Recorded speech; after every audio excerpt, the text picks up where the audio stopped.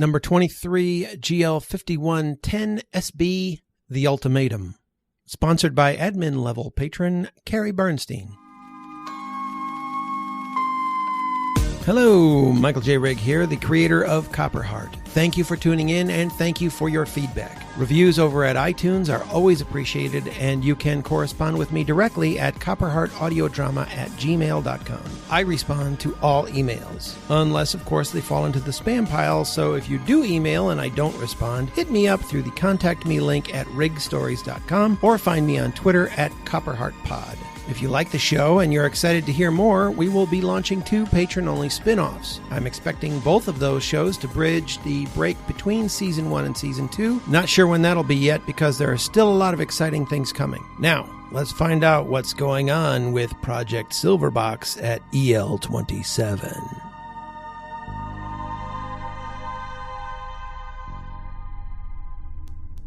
This program contains mature language and situations. Please see our show notes for an advisory specific to this episode.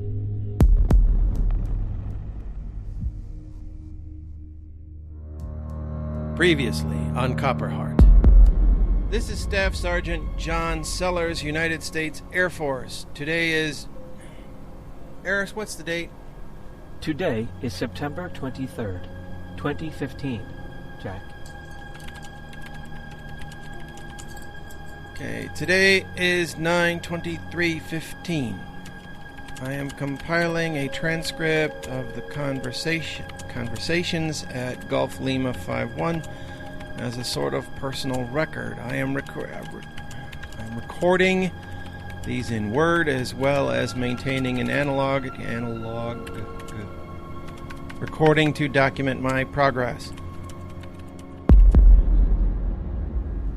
I've gotten to a point where I can really use your help, but Hayden and Eris can't know about it. Jack, what's going on? You sound more stressed than usual. I'll tell you about it when we meet. Let's say, 2,100 hours in the tower storage room. Think you could swing that without getting caught? Yeah, I can do that. And now the continuation of Copperheart.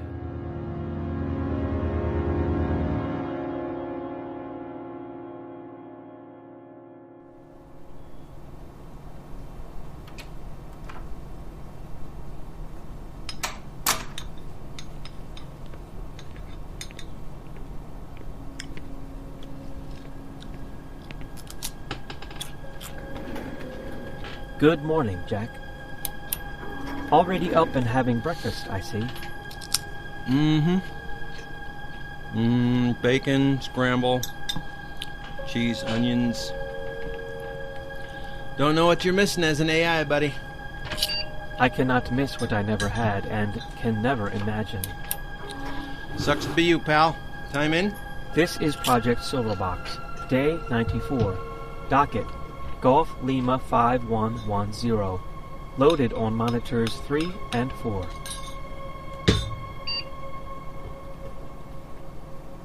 Alright. How about some coffee? Same as always? Yeah, thanks, buddy.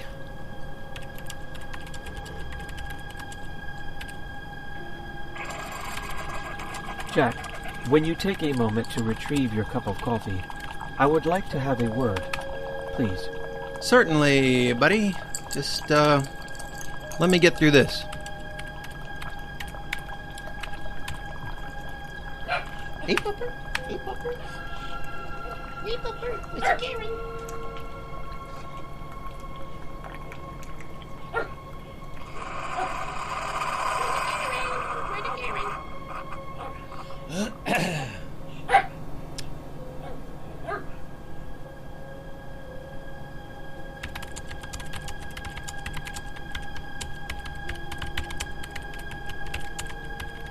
Do not let your coffee get cold again, Jack.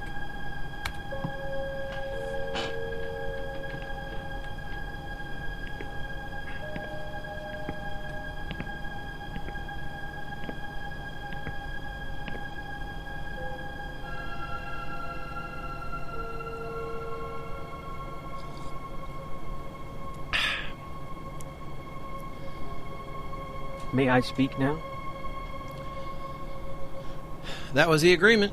What's on your mind, Eris? You have been acting distant lately.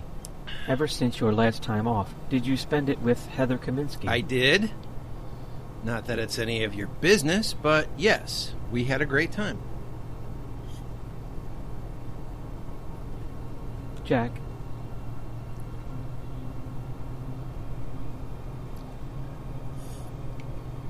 Jack.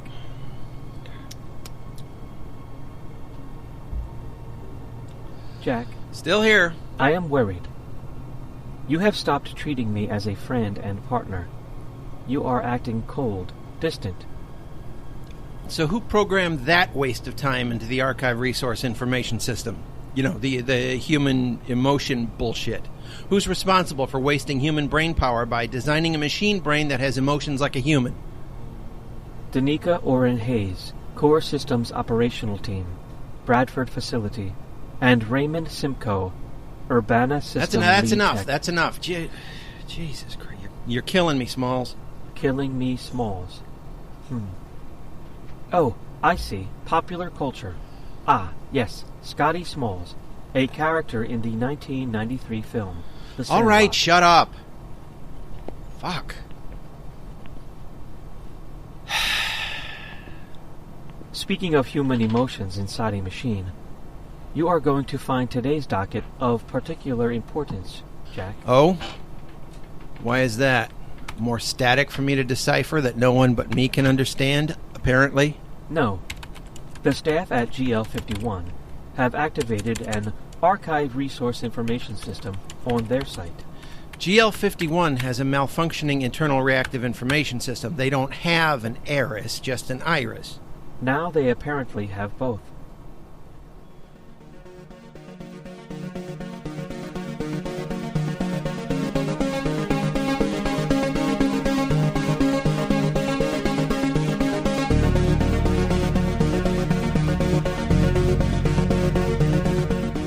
Copperheart, a Rig Stories audio drama by Michael J. Rigg.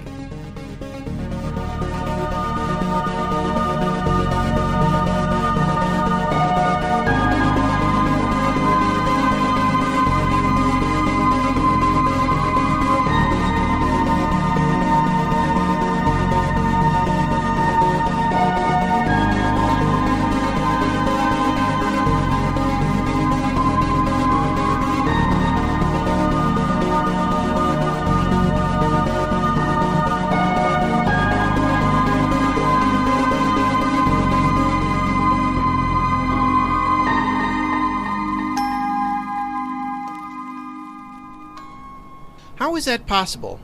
Did they tap into another Eris site? Eris, did your connection with their Iris mess something up? No. The information retrieval only goes one way.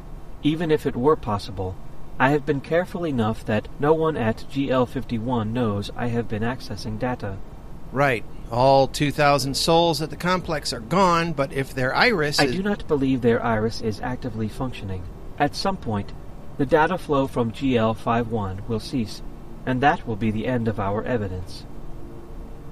Then explain to me what's going on. How do they have both an Eris and an Iris? I cannot explain it, but the data flow language has changed as though their iris never existed. There is now only a stream from their Eris AI.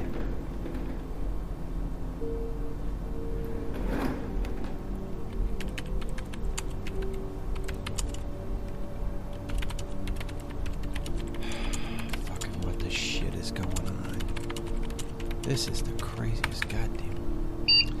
Alright, confirmed. Groom Lake doesn't have and never had an Eris. I know. It is perplexing. It's perplexing. Eris, is it possible you're seeing an echo of your own data? We've been rehashing a lot, and that fucking CDS cockblock Hayden stuck in your core isn't helping. Could you be malfunctioning or something? I do not think so. Ever since this discovery, I have been performing more regular diagnostics upon myself. My system is running fine. I have connected with the Core Archive Resource Information System at USRB Whiskey Tango 01. And the Karis didn't say that you were bonkers? I do not understand bonkers. Skip it. What about the Eris at... What about the heiress at Sierra Victor 206 in Kansas? That's listed as an heiress backup, but it's still you, correct? Correct, Jack. One moment.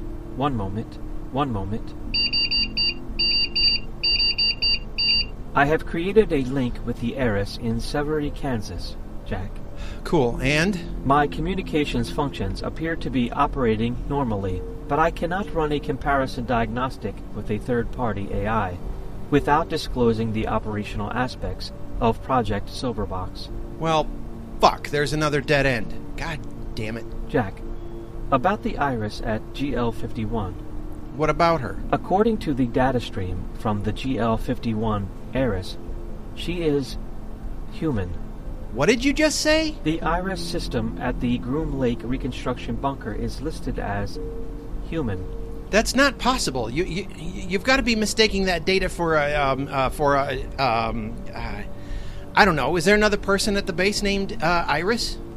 Among the missing civilians at GL51 is an Iris Edelstein, aged 63. Last known employment So you're sure on that? They now have an heiress like you, and their Iris is a human? Not exactly. The data I have been receiving is confusing. Translate and give it to me here. Information on the GL51 resident known as Iris is now on Monitor 2.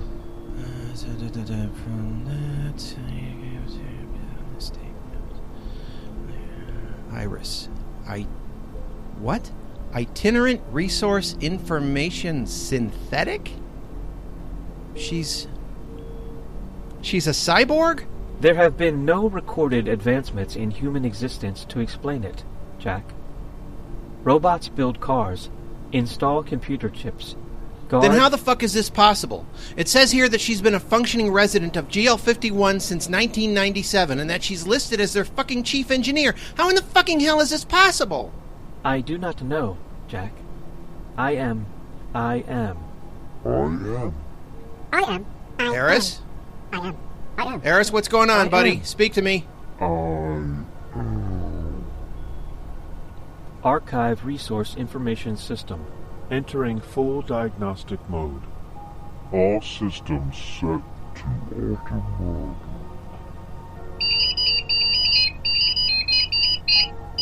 Eris! Eris, respond! Eris? Attention, Eris! please. Your attention, please.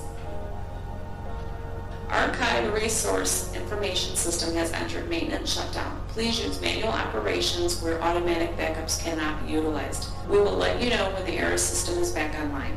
In case of emergency, dial EL911. Uh-oh. Your attention, please. Archive Resource... Karen, Daddy's gonna get in trouble. Please use manual operations where automatic backups cannot be utilized. We will let you know when the error system is back online. Don't look now, little chum. It's the Jack phone. Commissioner Gordon, I presume. Jack, I'm reading a fault in the error system, and it's coming from the tower. What the fuck are you doing up there? Well, we were playing Mahjong and the fucker stole one of my tiles. I'm telling you, he's cheating. Sellers? What the hell? My bad, sir. He pulled a knife on me, so I shot him. Sellers, goddammit! I suggest you give me a straight answer, or I'll have you scrubbing toilets and mucking shit on sub-level 12.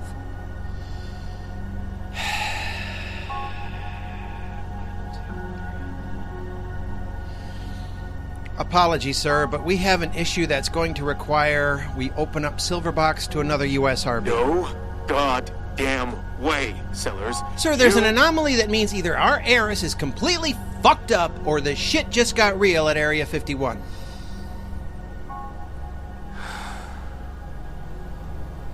Explain. Sir, I'll have all the details in my report this afternoon, but from what our heiress was telling me, GL51's Iris is now a fucking cyborg of some kind, What and the fuck are you talking about? I'm reading the full dossier Eris found right here. She's essentially a mobile information system now. The acronym definition is different, but it still spells Iris. She's... Sir, I'm just as mind-fucked as you and Eris on this one. It says here that she was created by cybernetically and bionically enhancing a cadaver. What? A cadaver, a corpse, a dead body, an ex-person. Jack. They turned Iris into a robot Jack, zombie. I know what a cadaver is. That tech is absurd. And this entire report is ridiculous. I know, Colonel. Eris couldn't handle it and shut himself down for a full diag. So, this robot Iris, is there new information retrieval? No. Their AI is an Eris, sir. A-R-I-S. Eris. Our directory still lists the AI at Groom Lake as an Iris. I know. I checked. I have a way to check this, Colonel, but you're not going to like it. Well, let's hear it. All right, we can try one of two things. One, we allow Eris to share data with the Eris at SV-206. It's primarily a backup AI, and if the local techs haven't fucked it up by teaching it how to play Zork and Doom, we can use the link to determine if our Eris is functioning normally. Absolutely not. Next. All right, you're not going to like this either, but it'll mean leaking Silverbox to one... Absolutely not, Sellers. We have Sir, let me explain. We add one more person to the team. Just one person to this team. We happen to have one of the finest experts on the inner workings of the artificial mind right here at EL27. In fact, they co-wrote the book on programming for the Kara system and spent time at Devil's Tower getting the Neris system online. They can help me pick Eris's brain and maybe even set up a worm to access other Eris systems at other complexes without being detected. Too much is riding on this, Jack.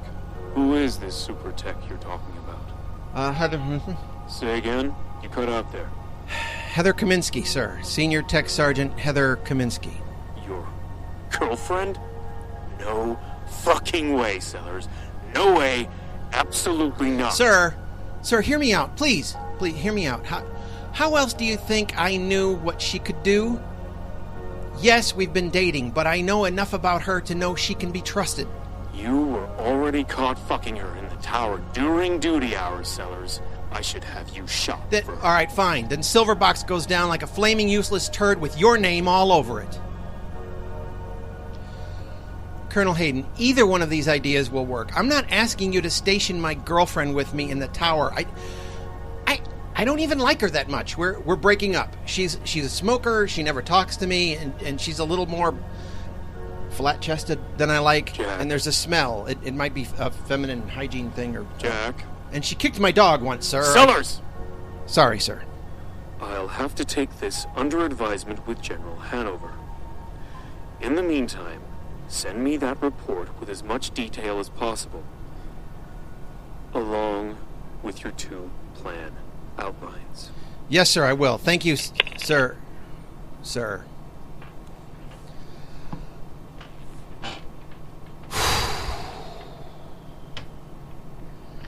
Karen, you don't dare bark a word of this to Heather. Repeat after me.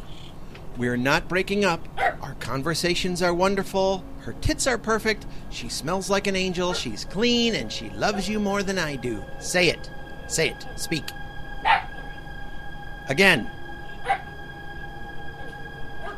Good girl. Oh, shit. Rhoda, I don't know what you had going on down there and what all this shit is about, but whatever it was, it's going to make certain things are a whole lot easier for me around here to figure out what's going on down there. A whole lot easier.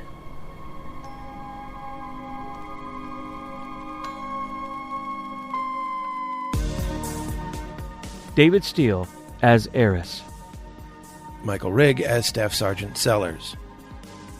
Chris Magilton as Lieutenant Colonel Hayden. Melanie Rigg as PA Announcer. And Maggie as Karen.